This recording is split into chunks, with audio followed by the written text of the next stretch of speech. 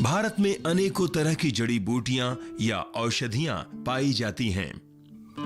इन्हीं औषधियों में से एक औषधि है पीपली। जय किसान, जय विज्ञान।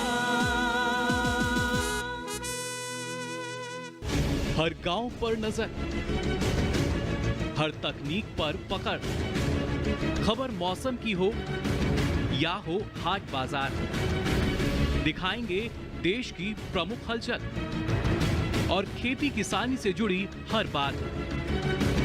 देखिए किसान समाचार रोजाना दोपहर 1:30 पर और शाम 7 बजे।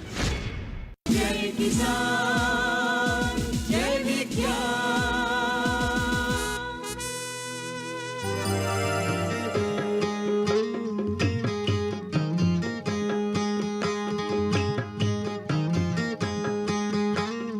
खेती के इस बदलते दौर में किसान सिर्फ पारंपरिक फसल उगाने के काम में ही नहीं जुटे हैं। वे कई तरह की चीजें उगा रहे हैं जिनमें उन्हें बेहतर आर्थिक लाभ हासिल हो रहा है।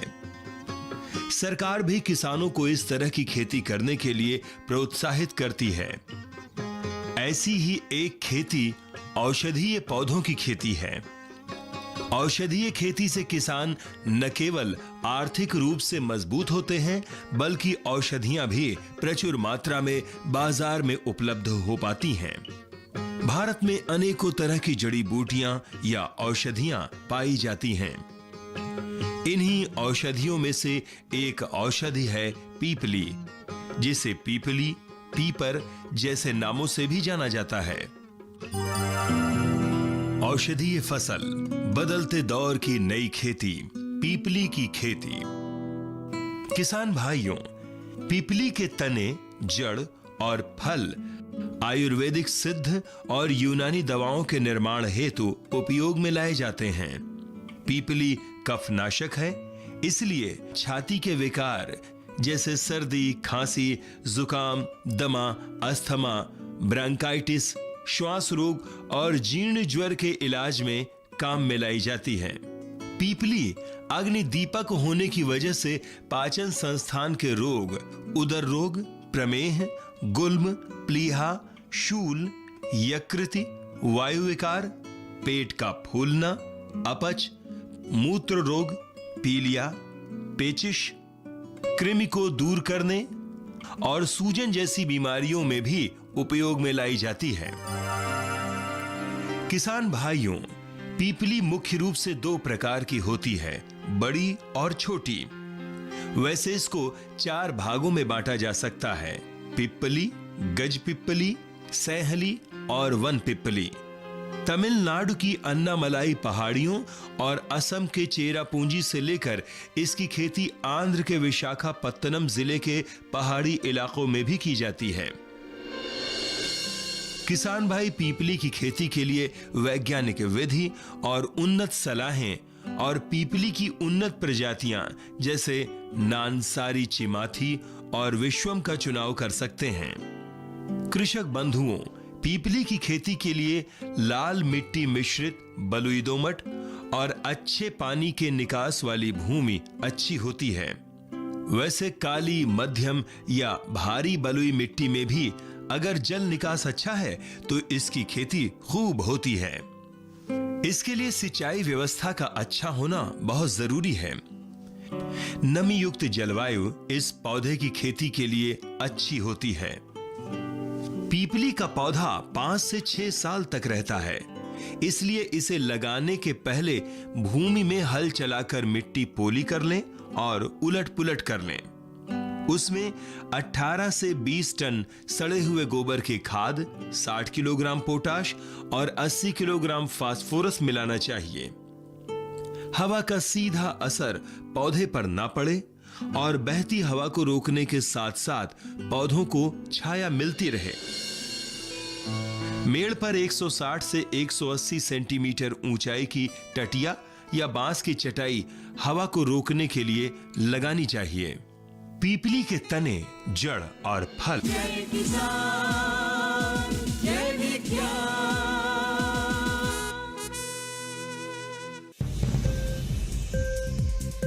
उपज के भाव ताव, आवक का हाल चाल, आयात निर्यात पर पैनी नजर, जानकारों की सटीक सलाह, सिर्फ मंडी खबर में सोमवार से शनिवार सुबह 8:05 पर। जय किसान जय विज्ञान। मेड़ पर 160 से 180 सेंटीमीटर ऊंचाई की टटिया या बांस की चटाई हवा को रोकने के लिए लगानी चाहिए। फरवरी या मार्च के माह में पौधशाला हमेशा छाया में तैयार करनी चाहिए। इन थैलियों में एक दिन बाद पानी मिला देना जरूरी होता है। इस तरह तैयार किए गए पौधे जुलाई माह में खेत में रोपण के लिए तैयार हो जाते हैं।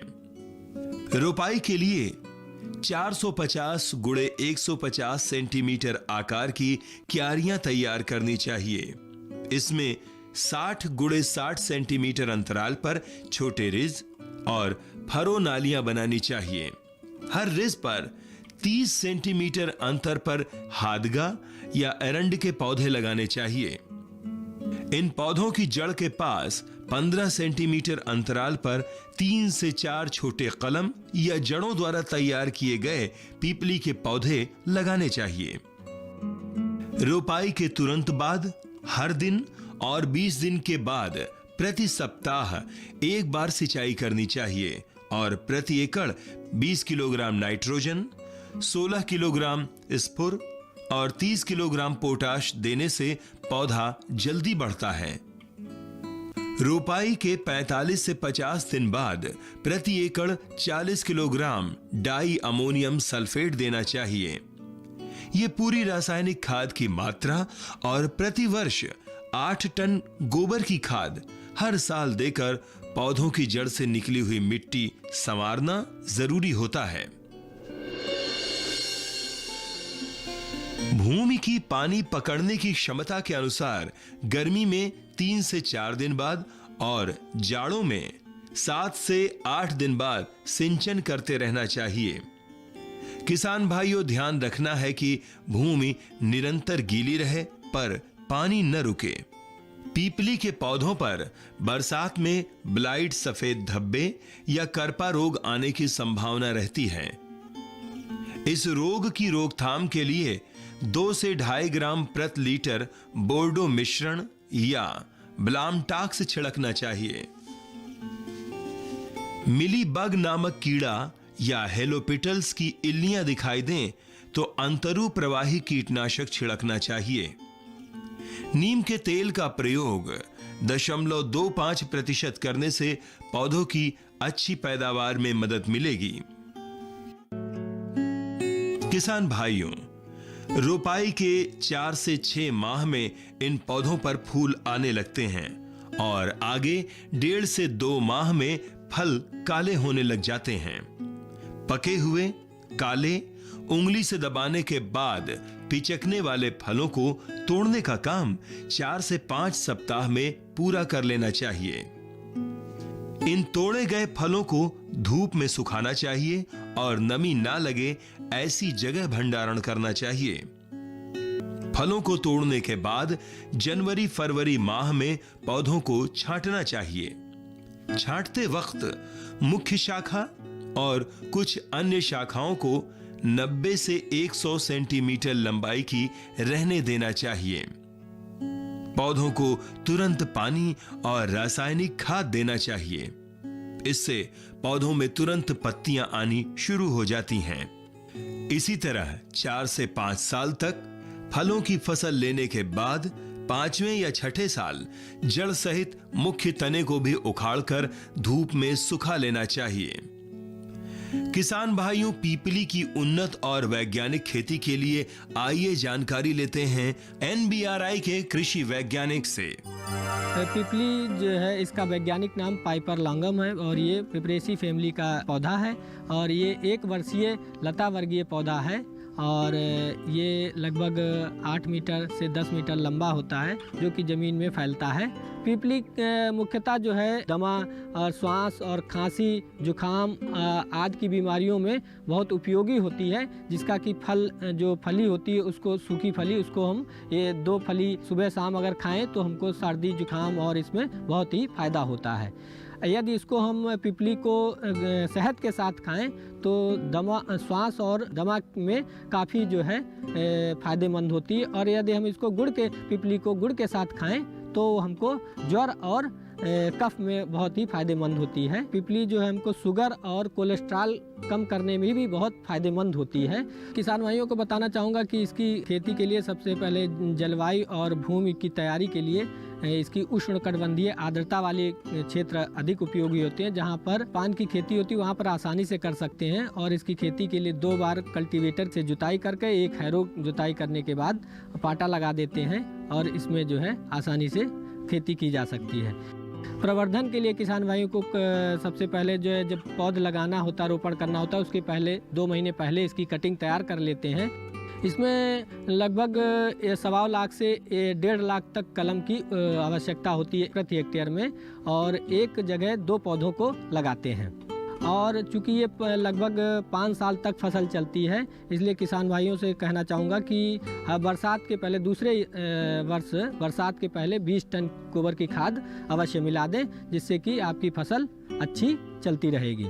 इसकी उपज जो है लगभग 4 से 6 क्विंटल प्रति हेक्टेयर सूखी फली प्राप्त होती हैं, जो कि कम से कम लगभग 40 से 60 हज़ार रुपये का उत्पादन प्राप्त होता है।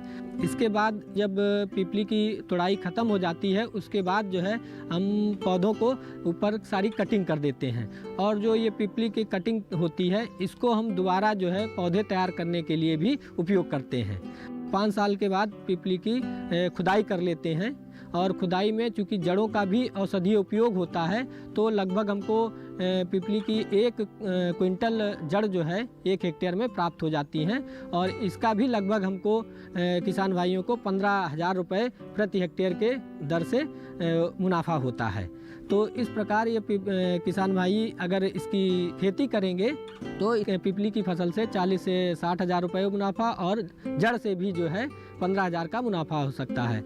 तो इस प्रकार अगर किसान भाई पीपली की खेती अगर करते हैं तो उनको जो है फसल भी प्राप्त होगी, और उसके साथ साथ उनको जो कम लागत में अधिक मुनाफा जो है, कम क्षेत्र में अधिक से अधिक मुनाफा प्राप्त होगा।